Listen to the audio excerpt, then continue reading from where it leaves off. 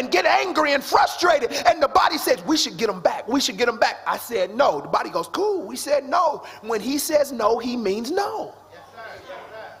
And so what happens with the people of Nineveh is they were like, we got a problem. As Isaiah would say, Reverend Jackson, the head was sick. And they got a problem. And so, watch this. The king said, everybody fast.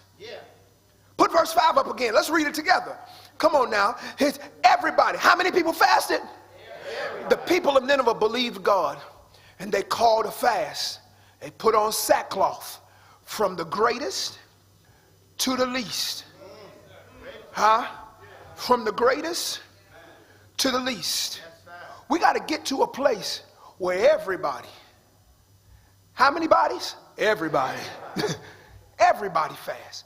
As a matter of fact, what you'll find out is not only did they fast, but in that very next verse, oh Lord, when the word reached the king of Nineveh, he arose from his throne, laid aside his robe from him, covered himself with sackcloth, sat on the ashes.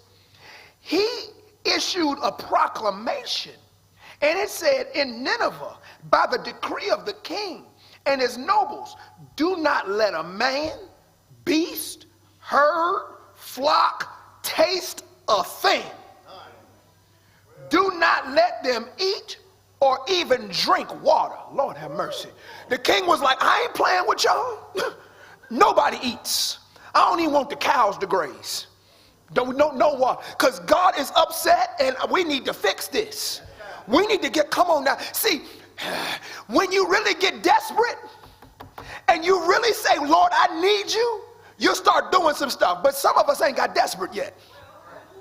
And for me, I think our lack of desperation is based upon our lack of acknowledgement of just who God is and what God can do in your life. But when you start knowing, wait a minute, God, you are good, and not just good like another good, but good like no other.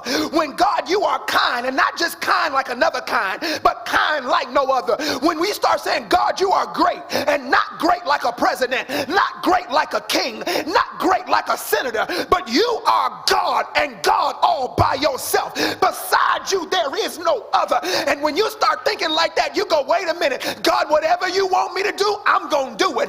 If you want me to fast, I'm gonna fast. If you want me to pray, I'm gonna pray. I will pray all night if you need me to, because God, you stand all by yourself. You are not one of many, you are one and only, and that's who we serve.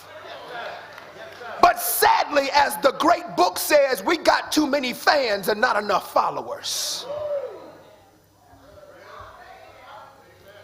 Got too many fans, not enough followers, Deacon Harris. See, a fan knows the stats. Woo! Oh, yes, Lord. A fan can tell you everything about their stats. You know, I think in the church what we have, deacons and brothers and friends, is we have created a series of fans. People who only know God's stats. You can tell me that God created the heavens and the earth. And you can tell me that God parted the Red Sea. And you can tell me that God was able to send himself in his son Jesus. And you can tell me that Jesus was able to give sight to the blind. And you can tell me that Jesus was able to turn water to wine, but that's just knowing the stats. That's just a fan. But when you are a follower, you can say, and he walks with me, and he talks with me, and he tells me I am his own. When you are a follower, it ain't about the stats. It's about he woke me up early this morning and I was clothed in my right mind. When you're just a fan, you can tell me the stories, but when you're a follower, you can say I was going to lose it, but God was with me, a very present help in the time of trouble. This is the differentiation between fans and followers. And let me tell you something, fans are not going to fast, but followers can't wait to do it. Here it is, the king is like, look, everybody fast. I don't want to hear it. I don't want to hear it. Don't nobody eat nothing. Nothing. Don't eat nothing. Don't drink nothing, because God is frustrated. Yeah. What would we do, Tabernacle? What would we do if I stood with the deacons and the ministers and I said, we're going to fast? Well, I don't know. I don't know about fasting. Meanwhile, Abraham Lincoln called a fast of the entire nation and everybody thought it was great. But when the preacher called a fast,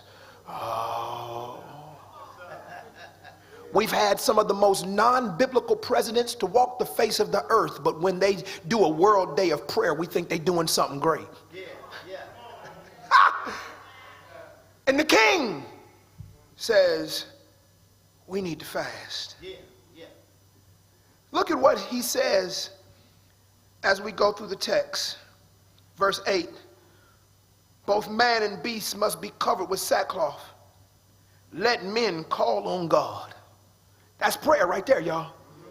Let men call on God earnestly, that each may turn from his wicked way and from the violence which is in his hands. Verse 9, who knows?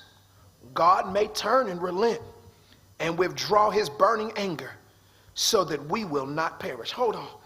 He says, let men call on him.